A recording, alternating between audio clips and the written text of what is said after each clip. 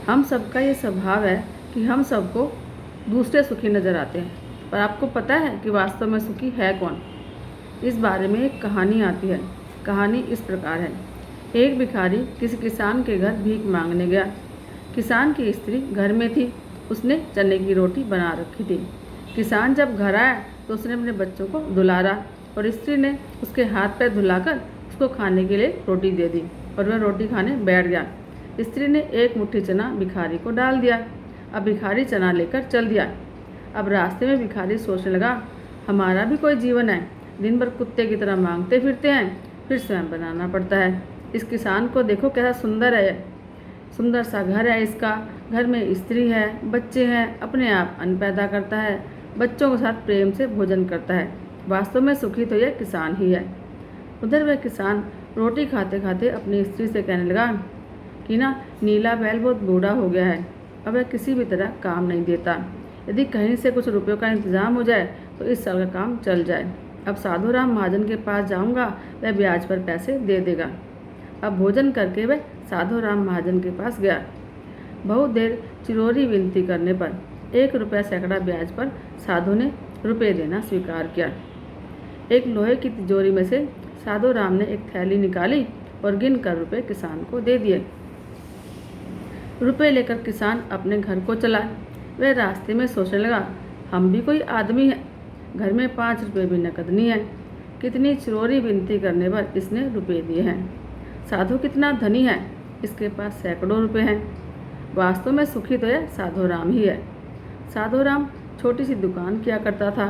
वह एक बड़ी दुकान से कपड़े लेकर आता और उसे बेचता था। दूसरे दिन साधु राम कपड़े लेने गया। वहाँ सेठ पृथ्वीचंद की दुकान से कपड़ा लिया। वह वहाँ बैठा ही था कि इतनी देर में कई तार आए। कोई बम्बई से आया तो कोई कलकत्ते से।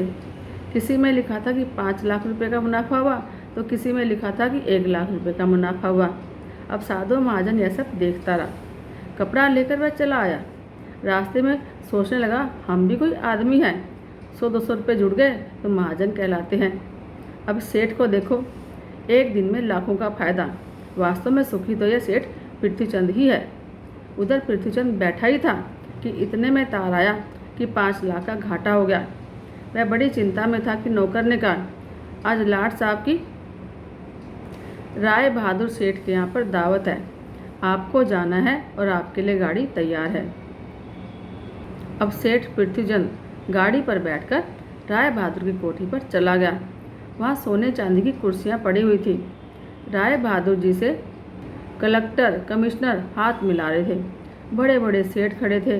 वहाँ पृथ्वीचंद सेठ को कौन पूछता, वे भी एक कुर्सी पर अपने आप जाकर बैठ गया। अब लाट साहब आए और राय बहादुर से हाथ मिलाया, उनके साथ चाय पी और चले गए। अब सेठ पृथ्वीचंद अपनी गाड़ी में लौट रहे थे तो रास्ते में सोचते आते हैं, हम भी कोई सेठ हैं।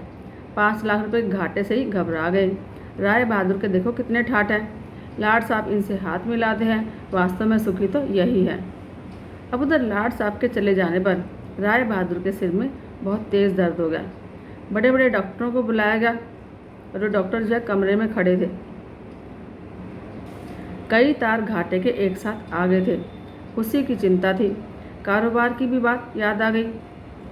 वे चिंता में पड़े थे।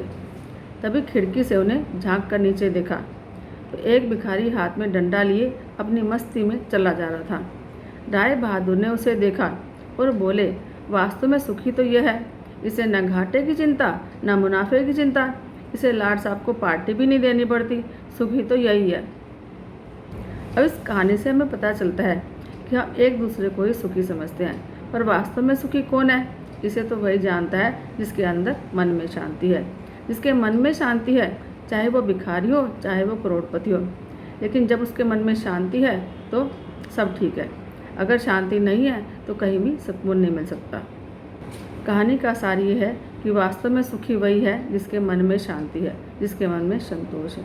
जय श्री कृष्ण।